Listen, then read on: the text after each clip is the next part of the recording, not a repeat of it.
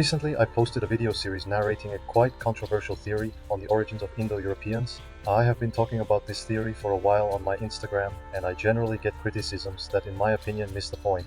Oftentimes, people will simply argue the validity of other theories based on the timescale of linguistic divergence and/or criticize the more speculative aspects of his theory, such as the connection with the Hurrians. But these criticisms fail to address his core point and main piece of evidence upon which his theory lives and dies upon.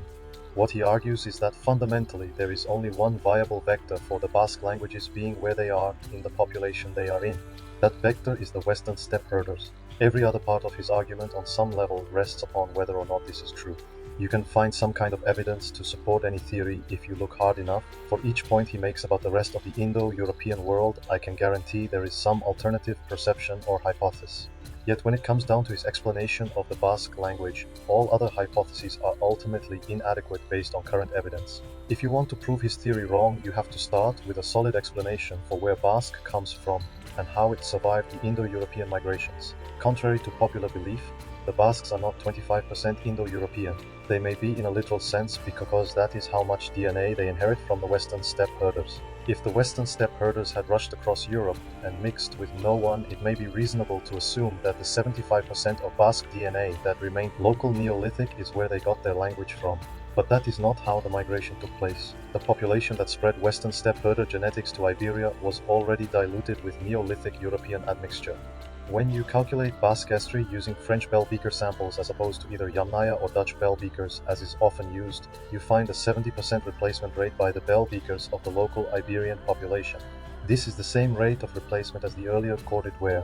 If we agree that the corded ware transferred their language from the steppe, then why are we not also making this argument for the Bronze Age Iberians who are ancestral to the Basques?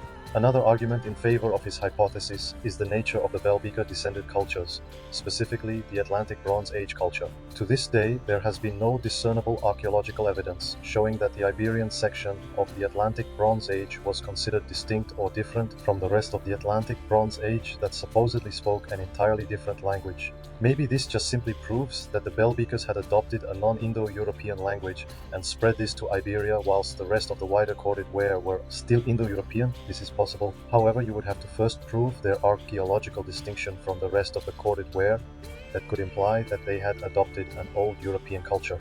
You would have to also find evidence of the culture they adopted it from and ultimately explain the mechanism that shows why a population that is so clearly and overwhelmingly corded ware descended genetically would make this cultural decision. I am very much interested to hear if someone has evidence that meets this criteria. It is certainly more viable than proposing that the Basques specifically were linguistically Old European.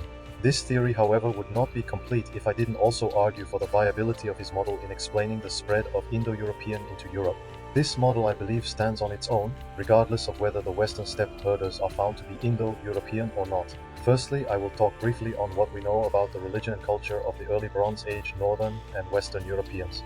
We know they buried their dead in kurgans/barrows for the most part. Most burials were male and often contained both a clay beaker and sometimes weapons. The weapons were usually arrowheads and daggers, and so one can assume they were initially buried with a bow, but it had since deteriorated. Furthermore, archery braces are also found. Clearly, warfare was heavily dependent on archery for these people. Perhaps most noticeably, there are various gold discs and jewelry found across the bell beaker culture. These are not anthropomorphic, but are clearly solar in their symbology. Furthermore, Stonehenge continued to be used throughout this period, having been rearranged by the bell beakers to match the equinoxes. Whatever their religion was, it was highly solar-oriented. Contrast this to the late Bronze Age Europeans of 1600 BC onwards, who the original poster claims to be the first Indo-Europeans in Europe.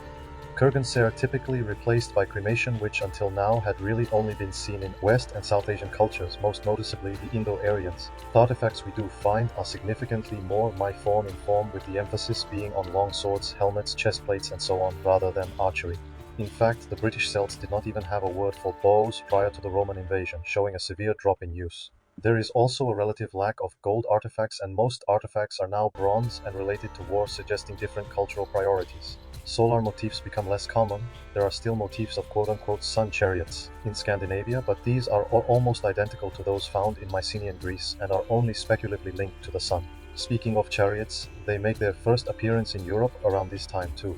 Stonehenge falls out of use in Britain with the arrival of the Urnfield culture, and its use has almost disappeared by the Celtic period. On top of this evidence of spiral patterns, yoga, horned gods, Hanuman langurs, monkeys, zebu cattle, and other features native to India make their appearance in Europe. Perhaps much of this was internal change. Perhaps the rest was trade. Then why are these motifs similar from Scandinavia to Greece? Why does Northwest Balkan ancestry expand across much of Central Europe around this time? Whether this was a change brought to fellow Indo-Europeans or to Para-Vasconic speakers, it was clearly not internal. One then has to ask themselves why all the Indo-European languages of Northern and Western Europe trace their roots to the Balkan region. The Pannonian origin of Italo-Celtic, the southwest Ukrainian origin of Balto-Slavic, the distinct Carpathian archaeological influence on Phase II of the Nordic Bronze Age. Why is there no evidence of any coded ware-derived Indo-European language in Northern or Western Europe?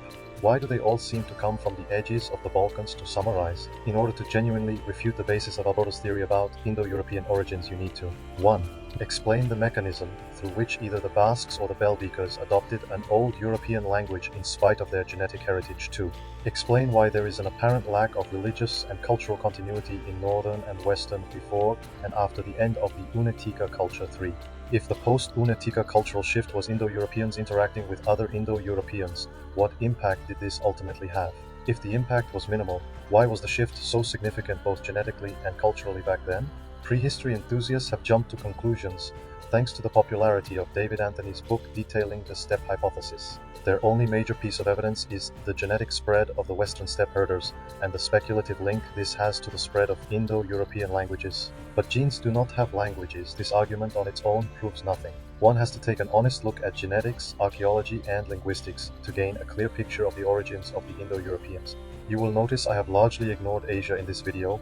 This is because I believe the most significant parts of his theory concern Europe specifically. There is already ample evidence suggesting the Biamak and Harappan origin of Indo-Iranian languages without necessarily revising the steppe hypothesis. If there is enough demand, I will make a separate video concerning that. But in my opinion, there are many better qualified individuals who already discuss this on Instagram, and I would rather leave their hypotheses to them. Thank you for listening. Please like, subscribe, and hit the notification bell for more videos like this.